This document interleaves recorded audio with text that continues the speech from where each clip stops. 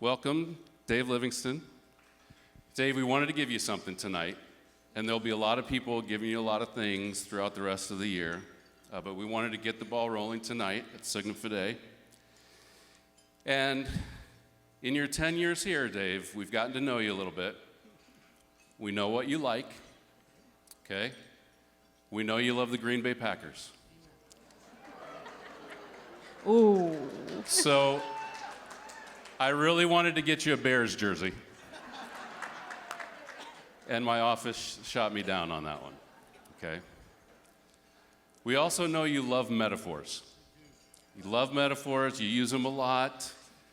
Sometimes you mix them, just sometimes, and that's fine. But we thought, yeah, how do you do a metaphor present? That's a little too meta, if you'll forgive me.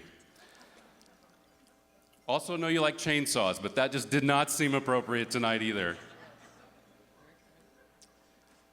But we also know, and this is where we finally landed, we also know that you really love trees. Not just as metaphors, but you love actual trees. And so we have planted on the Lewis University campus, that's a native pawpaw tree that has been planted on the Romeoville campus in your honor, and it will have a plaque installed to mark your final Signum Fidei and your 10 years at Lewis as president. We also have an identical tree for you to plant on your own property, more of a sapling, to ensure you will never forget your service to the Lasallian Mission at Lewis. The power of education, much like a tree, begins with strong roots, a foundational knowledge that anchors and provides nourishment for future growth. From that solid base, the learning blossoms into a wide canopy of possibilities, offering both shade to the weary and fruit for the mind to harvest. Dave, thanks so much for 10 years.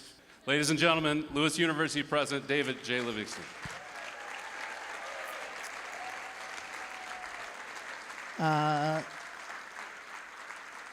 Thank you, Kip. Thank you, Allie. Thanks, everybody who's here. It's a great turnout tonight. It's been really the privilege of my life to be the president here. As Kip said, I never expected myself to be a university president. I'm glad we're honoring educators tonight because, and I want to say a few words about that in a minute. But I want to say thank you to some people so I don't forget, because this will probably be the last time I'm with this many people, and I want to thank a few people. First of all, thanks to Kip and Allie and the whole advancement team, and John and everybody back there. I can't even see who's back there tonight that is making this microphone work and the lights in my eyes and all of that stuff.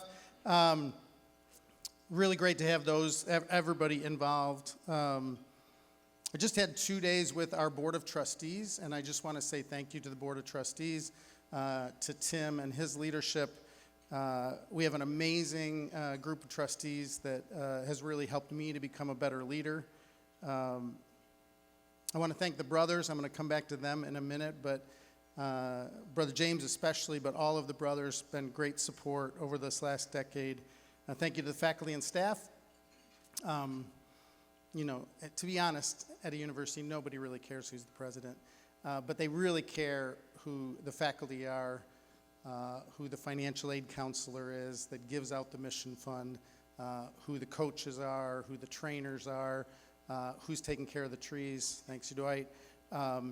So everybody on campus is key, and I get to sit up here, but it's really a group in association that works on behalf of our students.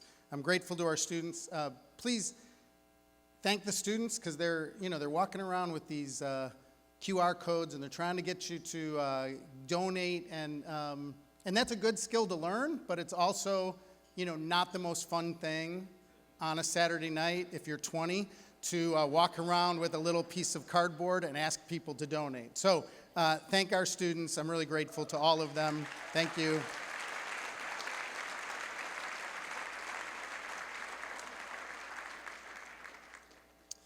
Of course, I want to thank each and every one of you who's with us tonight because, we usually raise about $300,000. I won't repeat what Kip said, but it really is true. When people do everything right, they plan, they save, they work their jobs every summer, and then something happens in their life. Parent gets cancer, a parent passes away, something happens, the house gets torn down by a tornado. When they come into the financial aid office, it is your dollars that makes it possible for them to finish their senior year. And that is really an incredible thing that you do. I want to thank my mom and dad. I think they would be shocked that I'm standing here in front of you. My mom knew it, my dad, but they would have been proud of me, I know that. I'm grateful to my sister and brother who are at these two tables, and all my family who's here to support me. My kids couldn't be here tonight, but I'm really grateful to them. And Joan, could you stand up, please?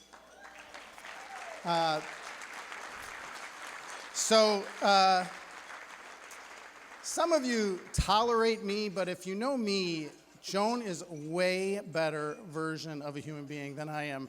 And she is the one that supports me throughout all of the difficulties that I have, all the stress that comes with this job. And she's just an incredible support. 38 years she's put up with me. Amazing. Thank you. I love you.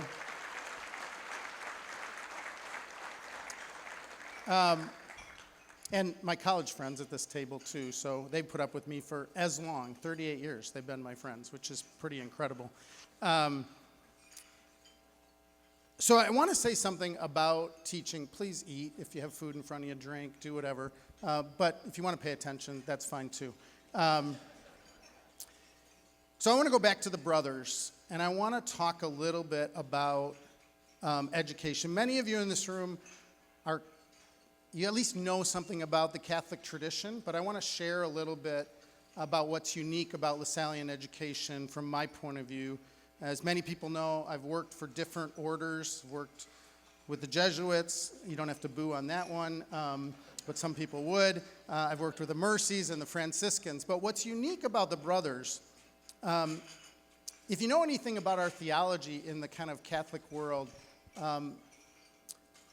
the sacraments are central to how we kind of think of the holy, right? And the holy is this weird word. I often use metaphors, but it's hard to come up with a metaphor for the holy. We do that, and I like to do that, but it's this place, this most sacred thing. And I want to say to all the educators, you do holy work. Right? It is a sacred act to be an educator. The brothers, John Baptist de La Salle was a priest. And so he did this kind of most sacred thing kind of in the tradition where we celebrate the presence of God in the Eucharist. It's a pretty amazing thing, to be very honest. And it's what philosophers would call a liminal space. It's where the space between the divine and the human is very thin, right? And we get that encounter with the divine. But the brothers said, in fact, we could do that, right? We could do all the sacraments. We could do the Eucharist. We could do weddings. We could do baptisms. But instead, we actually believe that the holiness that we find is in education. Now, if you don't get that, I want to say it again, right? Instead of doing that activity that the church holds as sacred, those sacraments, they considered the holy life to be being an educator. Because there's a lot of transformation that goes on in getting married, in getting baptized in the Eucharist. But the transformation of a human being through education is one of the ways in which we see the divine in our midst. It is a sacred, holy act. And any of you who are educators know this. And when it happens, let me just be clear, not every moment of being a teacher is holy and sacred. Anybody who's taught knows that very well. There are many transactional moments. There are many boring moments. There are many times where it just feels like, what are we doing here? Just give me the grade. I don't even care. Give me a D. I just want to get out of this class. And that's not what I'm talking about as the sacred and holy. When I talk about the sacred and holy, and all of us in this room have done this. If you have a friend, if you have a child, especially if you have a child or a grandchild, and you have taught them the ABCs or their colors, or you've taught them how to ride a bike, and you see it's a magical moment. It's an incredible moment to watch somebody transform before your very eyes. And it changes you too. The teacher is changed in the process of teaching. So we are celebrating educators tonight, and I'm celebrating, along with many of you, a lifetime of being in education. But now I'm going to turn to myself and to you for just a moment. Somebody's got to protect the educational space. Not all of us can be educators.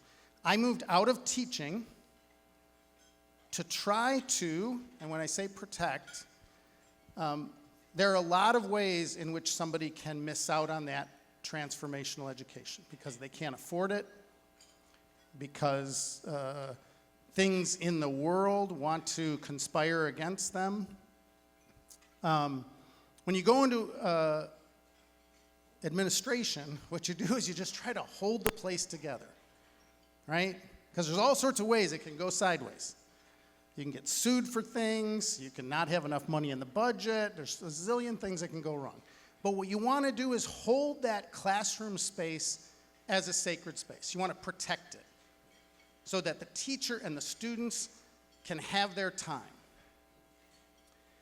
Now, what I want to say to you is when you give money to an institution like this, you are protecting that holy space. You are continuing the mission of the brothers, and you're providing educators the opportunity to practice their craft. And it is a holy craft.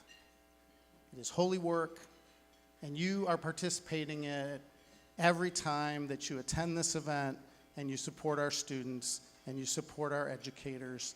And for that, I will be grateful the rest of my life. I've been blessed to be a part of this institution, and I'm grateful to all of you for being here tonight. And thank you for your generosity. Enjoy the evening.